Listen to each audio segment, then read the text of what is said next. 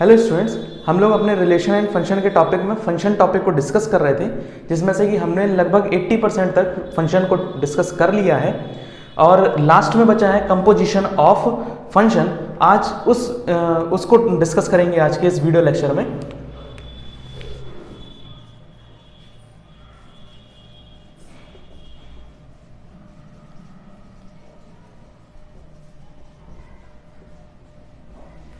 इसी फंक्शन के बाद एक और नेक्स्ट वीडियो में हम लोग कंपोजिशन ऑफ रिलेशन भी पढ़ लेंगे। उसके बाद हम हमारा ये फंक्शन वाला टॉपिक पूरी कंप्लीटली हो जाएगा। इसके बाद हम लोग रिलेशन टॉपिक को डिस्कस करेंगे और ये हमारी रिलेशन एंड फंक्शन की पूरी सीरीज क्लास 11, क्लास 12 और जेई की पूरी डन हो जाएगी। चलिए सबसे पहले समझते हैं what is the composition of the function. देखिए, कंपोजिशन ऑफ द फंक्शन का मतलब है कि जैसे दो फंक्शन दो या दो से ज़्यादा जब हमारे पास फंक्शन हो जाते हैं, जैसे कि अगर हम बात करें तो जैसे मान लीजिए कि एक फंक्शन है हमारे पास f और g, ये दो हमारे पास अगर फंक्शन होंगे तो अगर मैं इन फंक्शंस की ऐसे कंबाइन करा दूं, इस तरीके से लिखूं इनको जिससे कि इसका डोमेन और इसका रेंज हो जाए केवल इस फंक्शन के लिए। ऐसा मतलब अभी देखिएगा मैं कैसे कह रहा हूं, मतलब मेरा कहने का ये है कि जैसे मान लीजिए कि हमारे पास एक कोई फंक्शन है जो डिफाइन होता है a से b के बीच में, ओके, और फिर कहा जाता है कि एक फंक्शन जो है वो डिफाइन होता है g b से c के बीच में।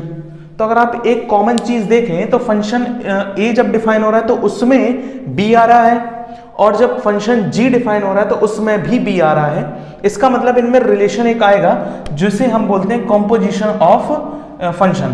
तो हम इसमें फंक्शन का कॉम्पोजिशन कैसे निकालेंगे, तो देखिएगा जैसे मान लीजिए हम अभी फंक्शन a को f को डिफाइन करते हैं, तो हमारा जो फंक्शन है वो कुछ इस प्रकार से डिफाइन होगा। ये हमारा फंक्शन a होगा, ये हमारा सेट a होगा और ये सेट b होगा, और ये सेट a से सेट b में फंक्शन f डिफाइन होगा, ओके। अब ये फंक्शन f के लिए ये क्या है, that is domain and this is codomain, है ना, होगा। अब मान लीजिए कि जब हम इस फंक्शन को डिफाइन कराते हैं तो इसको आप भूल जाइए कि ये a वाला कोई है भी सेट ऐसा। तो फंक्शन g को जब हम डिफाइन करते हैं तो उसमें b और केवल c आते हैं। तो जब फंक्शन b से c में डिफाइन होता है तो उसे हम g बोलते हैं। तो यहां पर तो एक बात ये हो गई ना कि g फंक्शन के लिए b जो है वो क्या हो जाएगा, डोमेन, और ये क्या हो जाएगा, ये हो जाएगा कोडोमेन। तो जब कंपोजिशन हम करेंगे तो कंपोजिशन का मतलब होता है कि ये डोमेन हो जाएगा और ये कोडोमेन हो जाएगा, सीधा सीधा सीधा मतलब हमारा फंक्शन कुछ इस प्रकार से जब डिफाइन होगा कि f जो है a से b में और g जो है वो b से c के बीच में, तो हमारा जो कंपोजिशन होगा वो कुछ इस प्रकार से डिफाइन होगा g o f के बीच में। यहाँ एक थोड़ी सी ध्यान देने वाली बात यह है कि जब आपका फंक्शन पहला जो है वो f जो है वो a से b के बीच में डिफाइन होता है और g जो है वो b से c के बीच में डिफाइन होता है, तो हमारा जो कंपोजिशन निकलता है सेट का, वो फंक्शन का, वो फंक्शन में लास्ट वाला फंक्शन जो है वो पहले लिखा जाता है और पहले वाला जो है वो लास्ट में लिखा जाता है। यानी कि नोटेशन जो होगा वो ऐसा हो जाएगा, FOGOF हो जाएगा।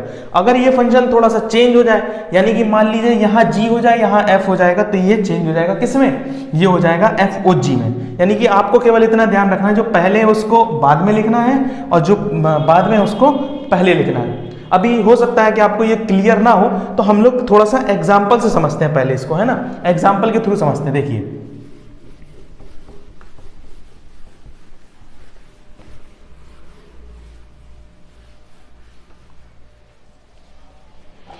जैसे मान लीजिए कि हमारे पास कोई फंक्शन है जो डिफाइन होता है a से b में, ठीक है। अब a से b में होता है तो यहां पर जो a है उसके एलिमेंट्स 1 2 3 हैं, b जो है इसके एलिमेंट्स स्मॉल a b और c हैं, और c जो है इसमें हमारे जो एलिमेंट्स हैं वो मान लीजिए x y z है, ओके। फंक्शन जो है a से b में डिफाइन हो रहा है और g जो है वो b से c में डिफाइन हो रहा है, ठीक, ऐसे डिफाइन हो रहा है, ओके। हमको निकालना क्या है, हमको निकालना है कंपोजिशन ऑफ द फंक्शन। तो कंपोजिशन ऑफ द फंक्शन दो तरह से निकल सकते हैं, पहला FOG होगा और GOF होगा, दो निकल सकते हैं। दो कंपोजिशन निकलेंगे। हम लोग अभी ये वाले को डिस्कस करते हैं कि GOF कैसे निकलेगा, जरा देखिएगा। जैसे मान लीजिए कि मैंने यहां पर सेट A लिख दिया, सेट B लिख दिया और सेट C लिख दिया, ठीक है। इसमें मैं यहां पर ऐसा कह लेता हूं कि ये जो है ना, ये सब्जेक्टिव है, यानी कि ऑन टू मैपिंग करता है ये यहां पर, हम लोग ऑन टू ही मानकर चलेंगे। इसमें भी हम ऑन टू ही मान लेते हैं, तो थोड़ा हमें समझने में ना आसानी हो जाएगी। देखिएगा यहां पर सेट ए में एलिमेंट्स कितने हैं, 3 हैं, 1 2 3। सेट बी में कितने एलिमेंट्स हैं, ABC। और सेट सी में कितने एलिमेंट्स हैं, XYZ। ठीक, देखिएगा हो क्या रहा है, हम लोग यहां से यहां में जब डिफाइन करते हैं तो ये फंक्शन f हो जाता है, यहां से यहां में डिफाइन करते हैं तो ये g हो जाता है। देखिए अभी उसमें बताया नहीं है किसकी किसके साथ मैपिंग हो रही है, हम अपने मन से करेंगे मैपिंग। मान लीजिए कि 1 की मैपिंग a के साथ है, 2 की मैपिंग c के साथ है और 3 की मैपिंग b के साथ है, कुछ इस प्रकार से मैपिंग हो रही है। ओके, चूंकि ऑन टू है और 1 1 है, इसीलिए हमने यहाँ पर ऑन टू 1 1 है मतलब, और यहाँ पर भी 1 1 है, ठीक है। अब क्या हो रहा है देखिएगा, मैंने क्या किया कि यहां पर इसकी A की जो मैपिंग है वो Z के साथ करा दी, B की मैपिंग Y के साथ करा दी और C की मैपिंग X के साथ करा दी। देख रहे हैं आप, मतलब कि जब आप फंक्शन में मैपिंग कराते हैं A से B के बीच में F फंक्शन में, तो उसकी जो सेट A का एलिमेंट है वो अपनी इमेज तैयार करता है, A के फॉर्म में, 2 को करता है B के फॉर्म, 2 को करता है C के फॉर्म में और 3 को करता है B के फॉर्म में। ऐसे बना रहा है हमको, ये तो समझ में आ गया। ये हो गया हमारे डोमेन और ये हो गया हमारे कोडोमेन। पर जब हम फंक्शन को डिफाइन करते हैं B से C के बीच में G के फॉर्म में जब हम डिफाइन करते हैं, तो ये जो है ना, ये जो इस फंक्शन के लिए इस फंक्शन के लिए जो कोडोमेन का काम कर रहा था, अब ये इस फंक्शन के लिए डोमेन का काम करेगा। यानी कि अभी जब ये इमेज थी F के लिए, अब ये G के लिए एलिमेंट हो जाएगा, यानी कि उसकी प्री इमेज हो जाएगी। इसकी ये प्री इमेज हो गई, ये प्री इमेज थी और इसकी इमेज A थी, ये वाला सेट B। अब यहां फंक्शन जब G डिफाइन करते हैं तो B जो सेट है वो प्री इमेज बन जाती है किसकी, इस फंक्शन के लिए, यानी कि C सेट की बन जाती है। तो इसमें हमारे जो डोमेन है वो A है और B जो A है, B है और C है, और इनकी जो इमेजेस है वो कुछ इस प्रकार से तैयार होती हैं, ठीक है। अब हमें फंक्शन को डिफाइन करना है कहां से, हमें फंक्शन को डिफाइन करना है यहां से यहाँ के बीच में। अभी जस्ट मैंने आपको बताया कि जब फंक्शन ऐसा हो कि पहला वाला F हो और आखिरी वाला G हो, तो इसका कंपोजिशन लिखा जाता है GOF। तो अब हमसे पूछा जा रहा है कि GOF क्या होगा, तो देखो भाई बहुत आसान सा होगा। GOF आपको क्या करना है कि आपको पहले और आखिरी वाले पे ध्यान देना बस। तो जरा देखिएगा GOF को अगर मैं फाइंड आउट करूं, तो अगर मैं इसको सेट के फॉर्म में लिखूं तो देखिएगा कैसे, ये 1 है, ये डोमेन है, GOF का ये डोमेन है, और इसकी रेंज क्या आती है, तो रेंज ऑब्वियस सी बात है कि ये नहीं होगी, ये होगी, क्योंकि हम पूरे फंक्शन की बात कर रहे हैं, हम गॉफ की बात कर रहे हैं, तो गॉफ का मतलब ये हो गया, तो इसका मतलब ये डोमेन है और ये रेंज है, समझे, ये डोमेन है और ये कोडोमेन यानी कि रेंज हो गया एक तरह से।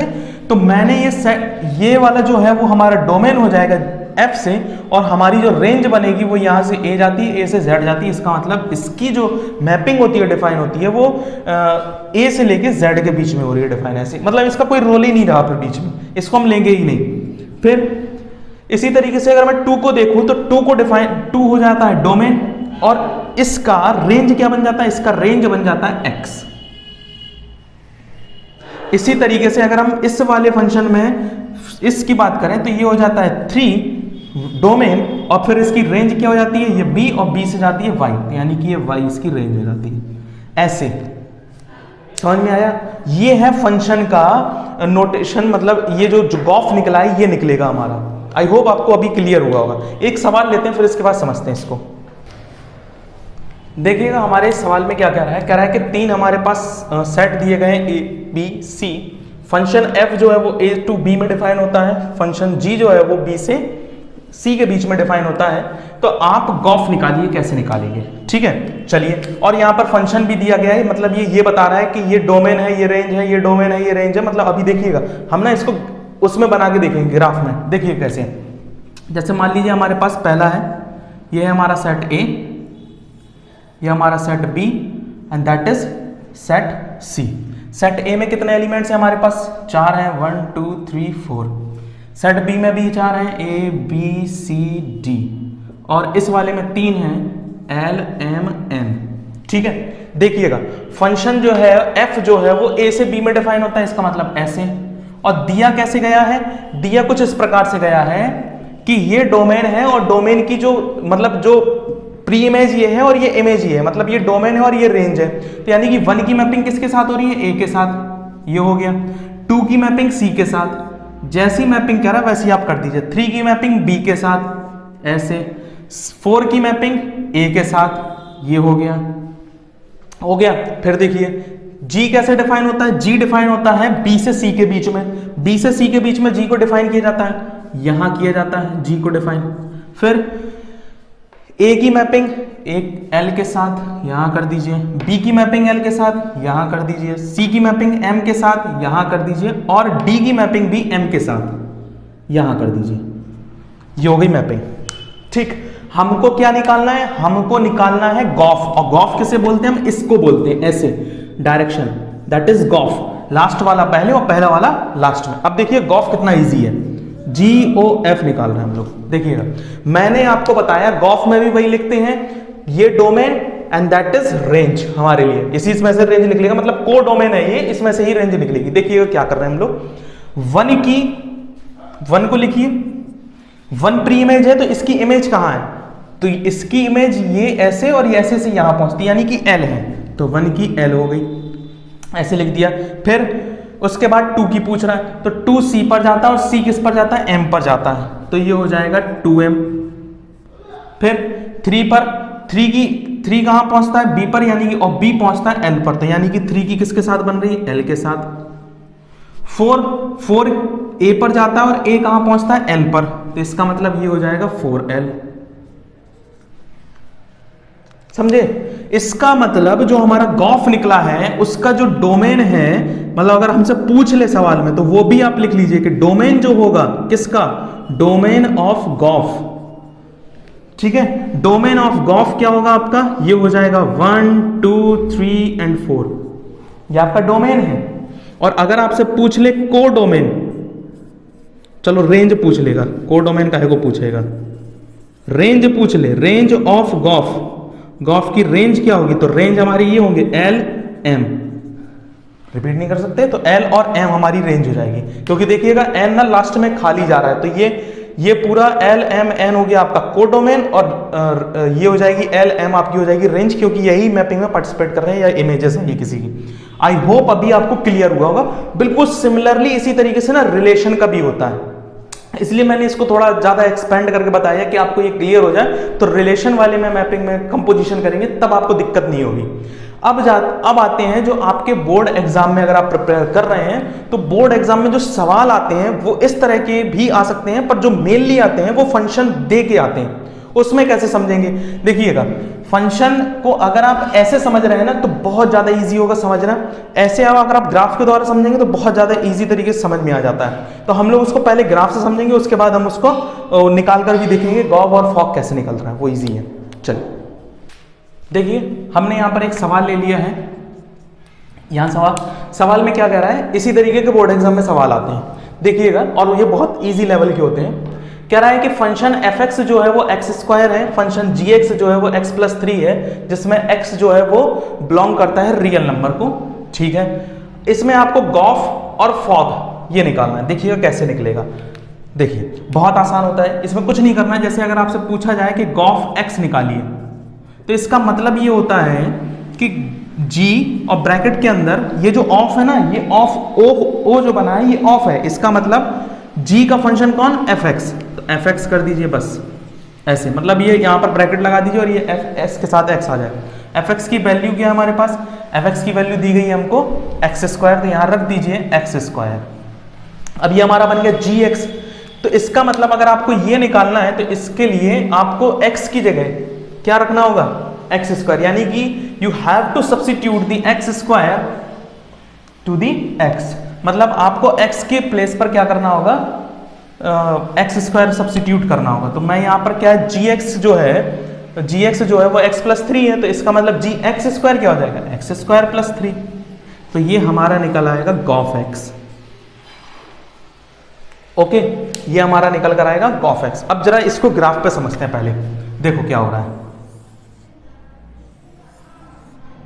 देखिएगा हमारा जो फंक्शन है एफ एक्स जो है वो ऐसे कुछ डिफाइन होता है, ठीक है। अब देखिए हमको यहाँ पर सेट तो दिया नहीं गया है, तो जब सेट नहीं दिया गया है तो हम लोग ऐसा करते हैं कि यहाँ पर एफ एक्स जो दिया गया है वो है हमारे पास एक्स स्क्वायर, ठीक। इसका मतलब हम अपने तरफ से कोई भी वैल्यू उठा के रख सकते हैं। तो हम जीरो से स्टार्ट करते हैं। मान लीजिए मैंने यहाँ पर जीरो रखा, क्योंकि ये हमारा एक्स होता है और ये हमारा वाई होता है ना। तो हमने यहाँ पर जीरो रखा और जीरो पर रखने पर यहाँ पर कितना आता है, जीरो। इसकी मैपिंग इसके साथ हो गई। यहाँ पर मैंने रखा वन, तो जब वन रखते हैं तो इसका आता कितना है, इसका भी वन आ जाता है। जब मैंने यहाँ टू रखा तो इसकी जो मैपिंग है ये आ जाती है फोर, और जब मैंने यहाँ पर थ्री रखा तो इसकी जो मैपिंग मिलती है वो मिलती है नाइन। कुछ इस प्रकार से। होप आपको ये क्लियर हो गया होगा कि मैंने किया क्या है, ठीक। अब देखो फिर उसके बाद वो क्या रहा है, इसके बाद फंक्शन अगला वाला जो है जी एक्स वो डिफाइन होता है एक्स प्लस थ्री की तरह, ठीक है। यहां पर जो फंक्शन है जी एक्स वो डिफाइन हो रहा है कैसे, एक्स प्लस थ्री की तरह। इसका मतलब ये हमारा डोमेन है, जो जो रखेंगे इस फंक्शन में वो यहां पर वैल्यूज मिलेंगी, यानी कि एक्स बराबर जीरो रखो तो थ्री मिलेगा, इसकी मैपिंग इसके साथ हुई। एक्स बराबर वन रखिए तो फोर मिलेगा, इसकी मैपिंग इसके साथ हो गई। फोर रखिए तो सेवन मिल जाएगा, तो सेवन हो गई। नाइन रखिए तो 12 मिल जाएगा। आई होप इस आपको समझ में आया होगा कि हमने किया क्या है, समझने के लिए इसको, ठीक है। अब देखिएगा हो क्या रहा है, क्या ये हमारा गॉफ नहीं कहलाता, बिल्कुल कहलाता है। ऑब्वियस सी बात है कि हमारा ये गॉफ कहलाएगा। हमने गॉफ का फंक्शन निकाला क्या है, हमने गॉफ का फंक्शन निकाला है ये। इसका मतलब जो जो x की वैल्यू रखोगे वो इसकी डोमेन होगी, और जो जिस वैल्यू पर रखने पर ये वैल्यूज फंक्शन ये वाला जो देगा वो हमारी रेंज हो जाएगी। हमारे इस ग्राफ के अकॉर्डिंग गॉफ की जो डोमेन है वो जीरो है और रेंज जो है वो थ्री है। इसका मतलब मुझे जब यहां पर मैं जब जीरो रखूंगा तो मुझे उसकी जो मैपिंग की जो इमेज निकल रही है वो थ्री निकलनी चाहिए। जरा रख के देखिए, अगर मैं यहां पर गॉफ एक्स की जगह कितना रख देता हूं, zero, that will be three. देख लीजिए, अगर मैं यहां पर गॉफ फंक्शन में x की जगह वन रखता हूं तो वन पर मुझे फोर मिलना चाहिए। जरा देखिए, हाँ मिल भी रहा है, वन रख plus three is equal to four. अगर मैं यहां टू रख देता हूं गॉफ की जगह, अगर मैं यहां पर टू रख देता हूं गॉफ की जगह, तो मुझे इस फंक्शन में टू की जगह रखेंगे तो ये हो जाएगा फोर प्लस थ्री, यानी कि सेवन मिलना चाहिए, और वाकई में वो हमें सेवन दे रहा है। इसी तरीके से अगर मैं गॉफ की जगह थ्री रख देता हूं, that will be three three सा nine plus three is equal to 12, और वो हमें गॉफ में फंक्शन में 12 मिल रहा है। समझ रहे हैं?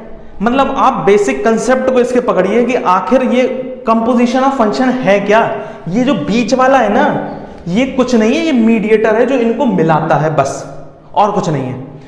सीधी सी बात अगर मैं आपसे ये कहूं कि अगर कंपोजिशन निकालना है तो बीच के जो कॉमन एलिमेंट्स है वो गायब हो रहे हैं, बस उनको आप गायब करते चले जा रहे हैं, ठीक। और ये हमारे डोमेन हो जाते हैं एट लास्ट में, और ये हमारे रेंज यानी कि कोडोमेन में आ जाते हैं। बोलिए हाँ है ना, क्लियर है इतना? ये चीज ऐसे हुई। अब जरा फिर से देखिएगा, इसको पहले आप नोट करिए, इसी का ही हम फॉग देखेंगे और इसको चेंज करके देखेंगे। देखिएगा कैसे हो रहा है, करिए। अब हम इसमें निकालने जा रहे हैं फॉग। फॉग एक्स क्या होगा? अभी हमने गॉफ निकाला, अब हम निकालते हैं फॉग। देखिएगा, इसका मतलब ये हुआ ना कि एफ जो है वो फंक्शन हो रहा है जी एक्स का, कुछ इस प्रकार से। तो इसका मतलब एफ जी एक्स की वैल्यू कितनी है, एक्स प्लस थ्री है, तो मैंने यहाँ एक्स प्लस थ्री रख दिया। ओके, एक्स प्लस थ्री रखा। एक्स प्लस थ्री रखने पर अब ये एफ एक्स बन गया। तो अगर मुझे एफ एक्स निकालना है तो एक्स की जगह मुझे सब्स्टिट्यूट करना पड़ेगा एक्स प्लस थ्री। तो यहाँ पर आप एक्स प्लस थ्री रख दीजिए, तो ये हो जाएगा एक्स प्लस थ्री का होल स्क्वायर। इसका मतलब जो हमारा फॉग निकलने वाला है वो ये निकलेगा। तो फॉग एक्स कितना हो जाएगा, फॉग एक्स हो जाएगा x square plus nine plus two, sorry three two जो सिक्स एक्स, यानी कुल मिला के मैं कहूं तो x square plus six x plus nine जो है वो हमारा फॉग निकल कर आएगा।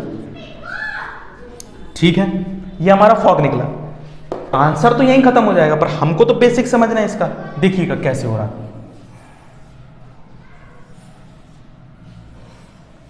फंक्शन जो है वो कुछ इस प्रकार से डिफाइन हो रहा है। ये हो जाएगा हमारा एफ एक्स, और ये हो जाए, सॉरी ये सॉरी फंक्शन अब ना थोड़ा अलग डिफाइन हो रहा है, हम निकाल क्या रहे हैं, फॉग निकाल रहे हैं। इसका मतलब ये gx होगा और ये fx होगा, ठीक। और यहां से यहां पर जो मैपिंग होने वाली है ये हमारी हो जाएगी लास्ट वाला पहले, यानी कि FOGX, ये हमारी फॉग, ये हो जाएगा।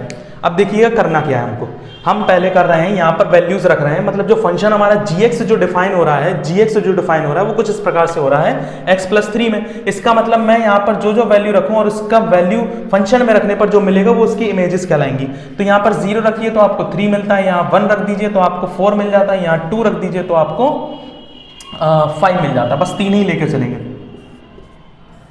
थोड़ा जल्दी समझेंगे। अब ये डोमेन हो गए किस फंक्शन के लिए, फंक्शन x² के लिए डोमेन हो गए। यहां पर फंक्शन x+3 था, इस फंक्शन के लिए ये डोमेन हो गए। तो इसमें ये वैल्यूज रखिए x की, 3 रखेंगे तो कितना मिलेगा, 3 रख देंगे तो आपको मिल जाएगा 9, 4 रखेंगे तो मिलेगा 16 और 5 रखेंगे तो आपको मिल जाएगा 25। बोलिए हाँ या ना, क्लियर है। अब हमारा फॉग जो है वो फॉग फंक्शन कहता है कि जब आप डोमेन ये रखेंगे ना तो आपको ये रेंज मिलेगी, ये डोमेन रखेंगे तो ये रेंज मिलेगी, ये डोमेन रखेंगे तो ये रेंज मिलेगी। देखिए वेरीफाई कैसे करेंगे, देखिए हमको निकालना है फॉग कितना, जब हम x की जगह क्या रखते हैं, मतलब हम अपना डोमेन क्या रखते हैं, 0 रखते हैं। तो जब हम 0 रख देते हैं तो हमें मिलता कितना है, 9 मिलता है। इस फंक्शन के अकॉर्डिंग जरा देखते हैं कि वाकई में 9 मिल रहा है क्या। x की जगह रखिए 0, यहाँ 6 × 0, ये पूरा 0 हो जाएगा, बचेगा 9। इसी तरीके से फॉग की जगह आप 1 रखकर देखिए, तो 1 रखा तो ये हो जाएगा 1 + 6 + 9, यानी कि हो जाएगा हमारा 16, और हमें 1 रखने पर 16 मिल रहा है। इसी तरीके से अगर मैं बात करूं कि फॉग की जगह x की जगह आप 2 रख दीजिए तो ये हो जाएगा 4 + 6 = 12 एंड दैट इज 9। तो हमें फॉग मिलता क्या है, हमें फॉग 2 की जगह रख देते हैं तो ये हो जाएगा हमारा 12, 16 और 16 और 9 हो जाता है 25।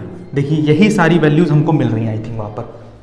आई होप आपको ये क्लियर हुआ होगा कि असल में मैं बताना क्या चाह रहा हूँ, है ना। सवाल तो यहीं खत्म हो गया जब फॉग और एक्स, पर आपको बेसिक फंडा समझना है, क्योंकि बच्चे ना इसमें बहुत ज्यादा कंफ्यूज होते हैं कि असल में ये है क्या, है ना, कि क्या हो रहा है क्या नहीं। अभी क्योंकि ये तो बहुत आसान था, जब अगर आपको रिलेशन के फॉर्म में दिए जाएंगे तो मैंने जैसे आपसे कहा ना कि इसका मतलब बेसिक ये है कि मैं ये कह सकता हूं कि बीच के कॉमन एलिमेंट्स गायब हो रहे हैं, बस ये आपको कहीं नहीं दिख रहे हैं, कहीं पर भी देख लीजिए आप, ये आपको कहीं नहीं दिख रहा है। इसका मतलब ये एक तरह से गायब हो रहा है। वही हम सेट्स में करेंगे। इसके बाद हमें इन्वर्टेड भी समझना होगा इनका, मतलब ये इन्वर्टेड भी हो जाते हैं। जैसे ये लिखा है ना फॉग, जब हम इसको ऐसे रिवर्स करेंगे जो जस्ट पहले वाले में किया था तो उसमें क्या हो रहा था, अलग निकल रहा था, उसमें वैल्यूज अलग निकल रही। आप रिवर्स करके देखिए जो आपने अभी नोट किया, उसमें जब हमने गॉफ निकाला था, क्या वो गॉफ एक्स जो है वो फॉग के बराबर आ रहा था क्या, ऐसा आ रहा था क्या, नहीं आ रहा था। इसका मतलब ये दोनों बराबर नहीं है यहां पर। ओके, देखिए एक सवाल और लेते हैं, इसमें मूव करते हैं नेक्स्ट क्वेश्चन पर। इस वाले नेक्स्ट क्वेश्चन में क्या कह रहा है, कह रहा है कि f such that R to R में मैपिंग हो रही है, या फिर यदि f x जो है वो ये है और g की मैपिंग R to R में हो रही है और gx जो है वो ये है, तो गॉफ और फॉग निकालिए, ये निकालने हमको। चलिए इसको ग्राफ के द्वारा तो हमने समझ ही लिया है पिछले वाले क्वेश्चन में, अगर जरूरत होगी तो हम फिर से ग्राफ में समझ लेंगे। बाकी यहाँ पर समझते हैं कि कहना क्या चाह रहे हैं। सवाल डायरेक्ट करेंगे। GOF x का मतलब होता है g ब्रैकेट के अंदर fx, ये हो जाएगा g, और fx हमारा क्या है sin x + 3। अब ये gx बन गया, तो gx कब निकलेगा, जब इसे e की पावर x, मतलब x ये gx लिखा हुआ है। अब इसे ये कैसे बनाया जाए, जब इस x की जगह पे sin x + 3 को सब्स्टिट्यूट कर दिया जाए, तो ये हो जाएगा e की पावर sin x + 3, और यही हमारा आंसर हो जाएगा गॉफ x का। ओके, ये डन हो गया। इसी तरीके से अगर मैं फॉग की बात करूं, फॉग x क्या होगा, तो फॉग x बराबर हमारा हो जाएगा f, और ये हो जाएगा gx। ओके, ये हो जाएगा f ब्रैकेट के अंदर gx कितना है हमारा e की पावर x, f e की पावर x, तो x की जगह पे e की पावर x को सब्स्टिट्यूट कर दीजिए, ये बन जाएगा sin e की पावर x + 3, और ये हमारा हो जाएगा fog x। That is the answer. सारे क्वेश्चन इसके जो होते हैं वो बहुत ज्यादा आसान होते हैं, कोई ज्यादा टफ नहीं है, तो ये तो बहुत इजी है। देखिए नेक्स्ट क्वेश्चन में मूव करते हैं। क्वेश्चन नंबर जो भी हो आप डाल लीजिएगा इसको। इस वाले क्वेश्चन में कहा जा रहा है कि फंक्शन जो है f वाला वो रियल से रियल में डिफाइन होता है और g वाला भी रियल से रियल में डिफाइन होता है। fx कुछ इस प्रकार से दिया गया, gx इस प्रकार से दिया गया। तो पहला क्वेश्चन जो आपको प्रूफ करना है कि फॉग जो है वो does not equal to GOF होगा गॉफ के। जैसा कि अभी हमने इसके जस्ट पहले वाले सवालों में भी देखा था, उसमें हमने समझा था कि फॉग जो है वो गॉफ के बराबर नहीं होता और हमने आरेख के द्वारा भी उनको देख लिया था। अब जरा सवाल में करके देखते हैं कि ये कैसा होता है ना। देखिएगा, फॉग का सबसे पहले हम पहला वाला कर रहे हैं, तो सबसे पहले हम निकाल लेते हैं फॉग। फॉग का मतलब है फॉग एक्स की बात हो रही है। ऑब्वियस सी बात है कि फंक्शन हमारा पूरा एक्स में ही है, तो इसीलिए फॉग एक्स कह रहा है ये एक तरह से। तो फॉग एक्स होता क्या है, ये होता है फॉग gx।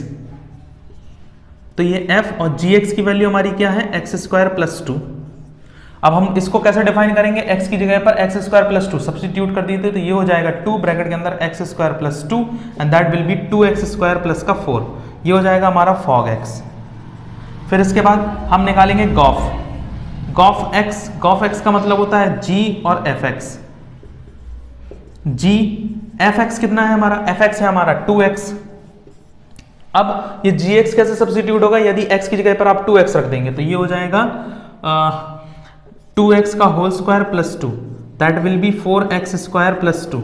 अब आप यहाँ पर इजीली देख सकते हैं कि जो गॉफ x है और जो फॉग x है वो आपस में इक्वल नहीं है, इसीलिए मैं ये कह सकता हूं कि fog x does not equal to gof x। Okay, तो यानी कि अगर आप सब्स्टिट्यूट कर देते हैं, यानी कि स्वैप कर देते हैं फॉग और गॉफ को, तो वो आपस में बराबर नहीं होते। इसी तरीके से सेकंड वाले में कह रहा है कि आप फॉग 3 निकालिए। तो देखिएगा कैसे, फॉग 3 का मतलब ये है कि फॉग x जो है ना उसकी जगह पर आप 3 रख दीजिए। तो फॉग x हमारा क्या निकला था, देखिए चूंकि फॉग x हम अभी निकाल चुके हैं, फॉग x हमने निकाला था तो वो निकला हमारा 2 ब्रैकेट के अंदर x² + 2। ये हमने फॉग x निकाला था। अब हमें निकालना क्या है, फॉग 3। इसका मतलब x की जगह पे क्या सब्स्टिट्यूट करना है, 3 सब्स्टिट्यूट करना है, तो यहाँ पर रख दीजिए। तो फॉग यहाँ हो जाएगा 3 = 2, ये हो जाएगा 3 का स्क्वायर + 2। ये हो जाएगा फॉग 3 = 2 और ये हो जाएगा 9 + 2 and that will B 11 and 22। That is the answer fog 3 का। ओके, इसी तरीके से हमसे क्या कह रहा है, गॉग निकालिए। तो GOG निकालना है हमको, तो GOG पहले हम GOG x निकालेंगे। ओके, क्योंकि 1 पूछ रहा है तो पहले हम x निकालेंगे। तो GOG x कैसे होगा, तो देखिएगा ये होगा हमारा g ब्रैकेट के अंदर gx हो जाएगा। ये gx क्या है, gx दिया x² + 2, तो ये हो जाएगा हमारा g और ब्रैकेट के अंदर x² + 2। अब इसकी जगह पे क्या रखना है, इसकी जगह पे x की जगह पर रखना है x² + 2, तो रख दीजिए आप यहाँ पर। तो ये हो जाएगा हमारा x² + 2 का भी होल स्क्वायर + 2।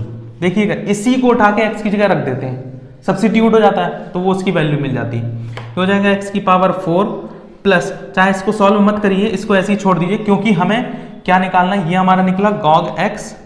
हमको निकालना क्या है, हमको निकालना है गॉग 1, तो यहाँ 1 रख दीजिए आप।